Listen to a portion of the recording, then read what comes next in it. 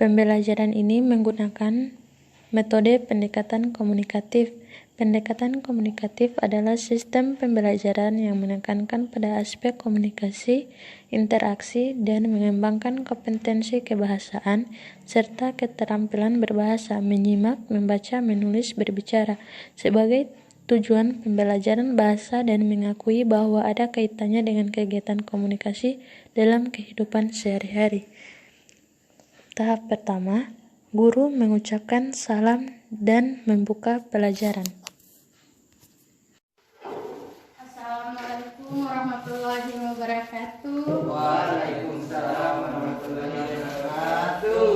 Mohon maaf ya, ibu terlambat. Ya, Bu.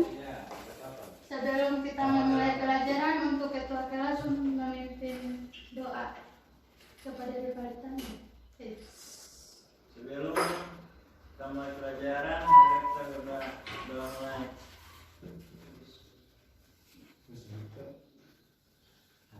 Doa selesai. Oke.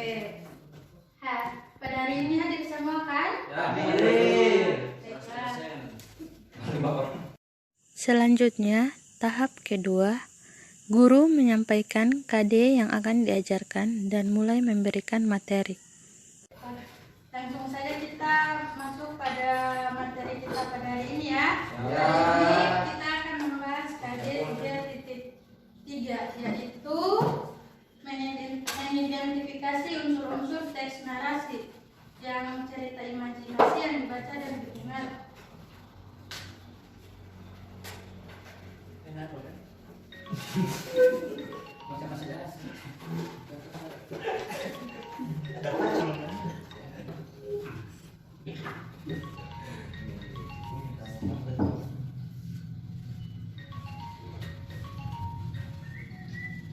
Jangan lupa subscribe.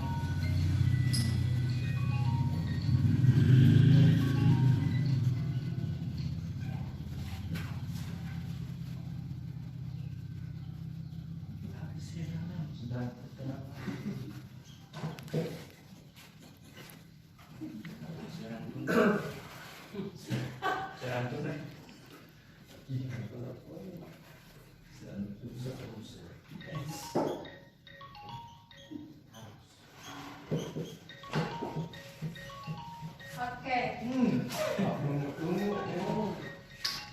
Sebelum masuk pada unsur-unsur teks narasi, Ibu akan menjelaskan apa itu teks narasi. Baik, ada yang tahu apa itu teks narasi? Tidak ada. Oke, baik. Teks narasi adalah paragraf atau teks yang berisikan informasi. Ada contohnya seperti teks narasi yang bertujuan untuk menjelaskan suatu informasi serta memberikan suatu pengalaman terhadap pembacanya. Kemudian, macam-macam teks narasi. Teks narasi terdiri atas 5 macam. Yang pertama yaitu teks narasi informatif yang berisi informasi suatu tekan atau suatu tokoh atau tempat yang bertujuan memperkaya ilmu pengetahuan pembacanya. Biasanya teks narasi ini akan menceritakan tokoh-tokoh besar atau para pahlawan di zaman dulu. Kemudian narasi ekspositeri. Teks narasi ini adalah teks yang menceritakan fakta suatu tempat atau tokoh. Seperti cerita teks narasi PPKI, Panitia Persiapan Kemerdekaan Indonesia. Kemudian narasi artistik. Teks narasi artistik ini adalah teks narasi yang memberikan informasi dengan maksud atau tujuan tertentu. Teks narasi ini menyampaikan suatu pesan atau amanat terhadap pembacanya melalui kisah dan kisah yang menceritakan seperti asal mula kota Gorontalo, kota Jakarta, atau kota Yogyakarta. Kemudian yang keempat yaitu teks narasi sejarah yang berisi tentang sejarah suatu tempat atau tokoh, seperti cerita tentang R.A. Kartini. Kemudian yang terakhir yaitu teks sugestif atau teks narasi yang menceritakan suatu hayalan atau imajinasi penulis seperti dongeng. Kemudian kita akan masuk pada unsur-unsur teks narasi atau cerita imajinasi. Yang pertama itu adalah tema, kedua alur, ketiga watak, keempat suasana, kelima sudut pandang. Pertama itu kan tema.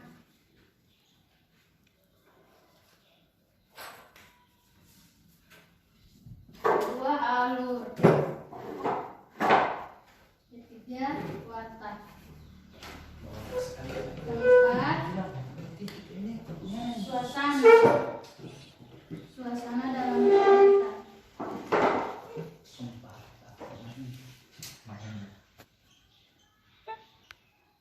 Kelima yang terakhir yaitu sudut pandang.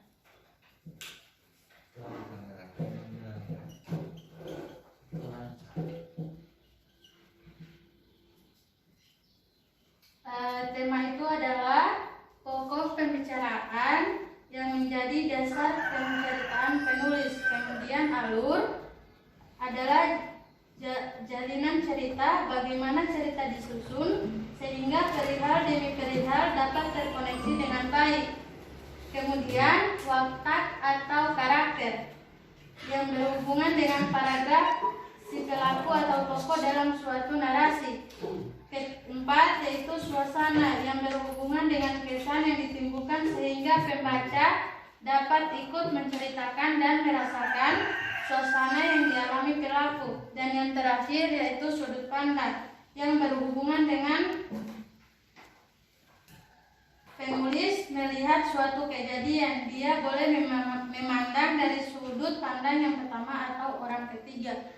Baiklah, saya akan memberikan contoh cerita imajinasi atau cerita hayalan yang berupa cerita dongeng. Saya akan membacakan cerita tersebut dan saya akan menanyakan kembali kepada para siswa apa yang ada pada cerita tersebut, apa tema, alur, watak, suasana, serta sudut pandang yang ada pada cerita dongeng yang akan saya bacakan. Judul cerita dongeng adalah Persahabatan Ikan Gabus dan Tupai. Di suatu sungai hiduplah seekor ikan gabus yang bersahabat dengan seekor tupai. Mereka hidup saling membantu setiap harinya. Suatu hari, si ikan gabus jatuh sakit. Dengan setia, si tupai merawat si ikan gabus. Sudah beberapa hari, si ikan gabus tidak enak makan. Maka, si tupai berusaha membujuknya. Si ikan gabus hanya mau makan hati ikan hiu. Mendengar permintaan tersebut, si tupai sedih. Sebab ikan hiu adalah hewan yang sangat ganas dan hanya hidup di laut.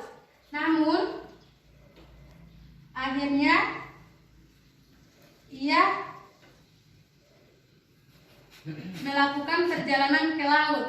Ia meloncat-loncat dari satu pohon ke pohon lain hingga sampai pada pohon kelapa yang batangnya menjorok ke laut. Karena lelah, ia melubangi sebutir biji kelapa yang masih menempel pada pohon dan meminum isinya. Setelah airnya habis, ia masuk ke dalam kelapa itu. Tak lama kemudian, buah kelapa itu lepas dari tangkainya dan tercebur ke laut. singkat cerita, buah kelapa itu sudah berada di tengah laut. Tiba-tiba datanglah seekor ikan hiu besar. Dengan segera ia menelan biji kelapa tersebut. Setelah berada di dalam perut ikan hiu, si tupai keluar dan menggigit hati ikan hiu. Karena kesakitan, ikan hiu menggelempar menuju pantai. Sesampainya di pantai, tupai keluar dari tubuh ikan hiu. Dengan senang hati, si tupai membawa hati ikan hiu untuk sahabatnya. Setelah memakan hati tersebut, si ikan gabus sembuh. Ia meloncat-loncat gembira dan ia pun berjanji akan menolong si tupai kalau ia sakit di kemudian hari. Jadi kita lihat dari cerita dongeng ini yang berjudul Persahabatan Ikan Gabus dan Tupai, dapat tema yaitu persahabatan. Temanya adalah persahabatan.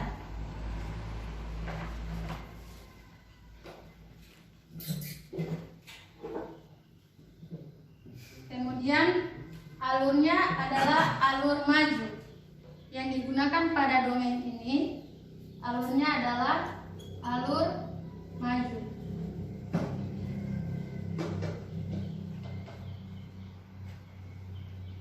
Kemudian watak dari tokoh tersebut, si tupai itu pemberani. Kemudian watak ikan gabus yaitu baik karena dia akan membantu si tupai dalam kesusahan. Kemudian suasana dalam cerita ini mengharukan karena dalam cerita ini si ikan gabus mengalami kesakitan dan yang menolong adalah si tupai. Kemudian sudut pandang yang digunakan pada cerita dongeng ini yaitu orang ketiga. Bukan orang pertama. Kemudian, tahap ketiga, guru melakukan evaluasi kepada peserta didik. Baiklah, Ibu akan menanyakan kembali apa isi dari cerita dongeng yang Ibu telah bacakan tadi. Kepada adik Rivaldi Tamrin, tolong jelaskan kembali apa yang telah Ibu bacakan cerita tadi. Cerita dongeng tersebut, menjelaskan apa? Persahabatan ikan gabus dan tupai. Baik. Kenapa ini cerita dinamakan persahabatan antara tupai dan ikan gabus? Apa? Mengapa cerita ini dinamakan persahabatan antara tupai dan ikan gabus? Di dalam cerita ini siapa yang mengalami kesakitan? Ikan gabus. Kemudian yang menolong ikan gabus tersebut, Tupai. keinginan ikan gabus untuk apa?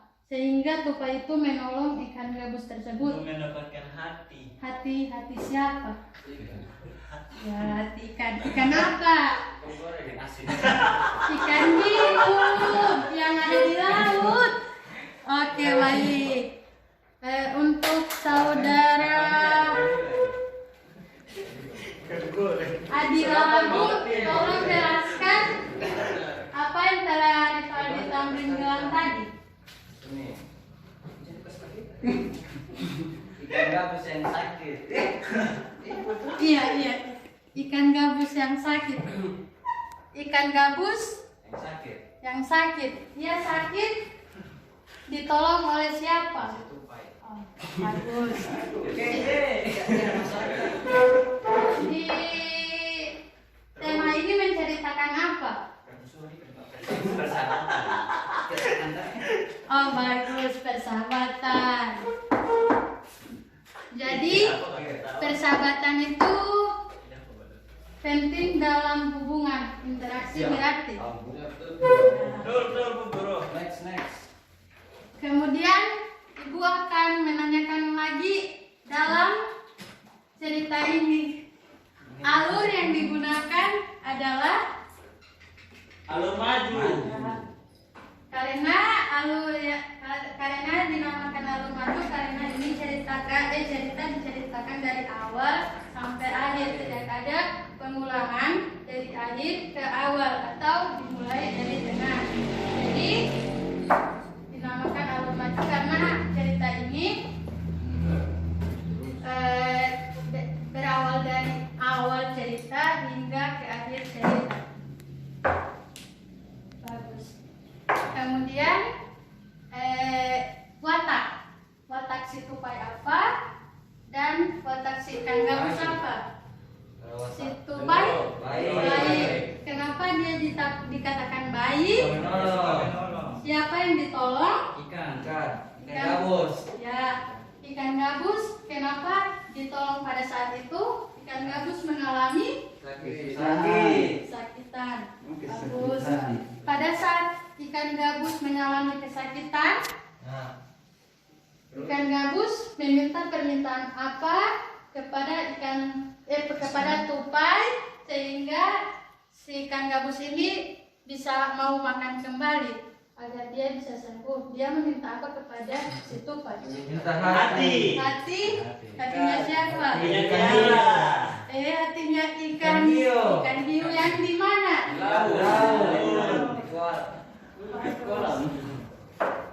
Tadi kan rame-rame menjawabnya. Ibu akan menanyakan satu-satu.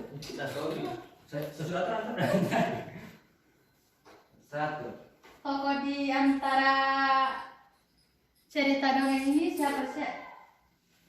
Tupai ikan gabus. Pintar.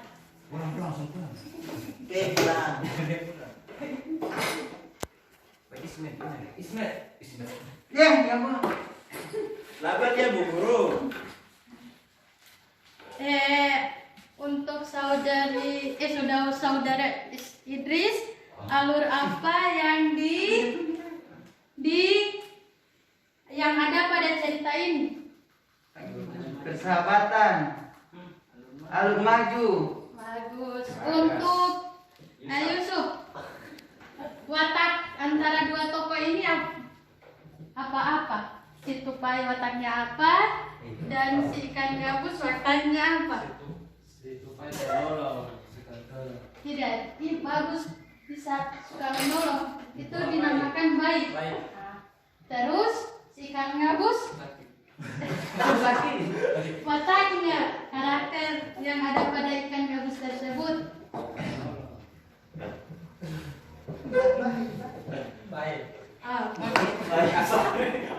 Kenapa? Tenang ya, tenang. Kenapa ikan gabus itu dikatakan baik? Karena dia pada suatu saat dia akan sembuh, dia akan membantu si Tupai. Oke, bagus. Obi, sudah saudara Obi, adik Obi.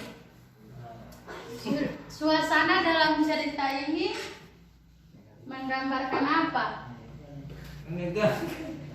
Tidak, bukan menegangkan, tapi mengharukan. Ya, karena ini menceritakan persahabatan antara tupai dan ikan gabus. Baik.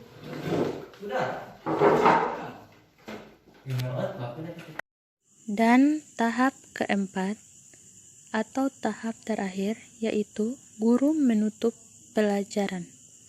Baik, Ibu telah menanyakan apa itu tema, alur, watak, suasana, sudut pandang pada dongeng persahabatan antara tupai dan ikan gabus. Baiklah, mungkin sampai di sini pembelajaran kita. Materi kita pada kali ini yaitu unsur-unsur teks narasi atau cerita imajinasi yang dibaca dan didengar. Kemudian kita insya Allah akan bersama kembali pada minggu depan dengan pembahasan yang berbeda, dengan mengucapkan hamdalah, alhamdulillahirobbilalamin. Materi kita hari ini telah selesai. Wabillahi taufiq wal hidayah.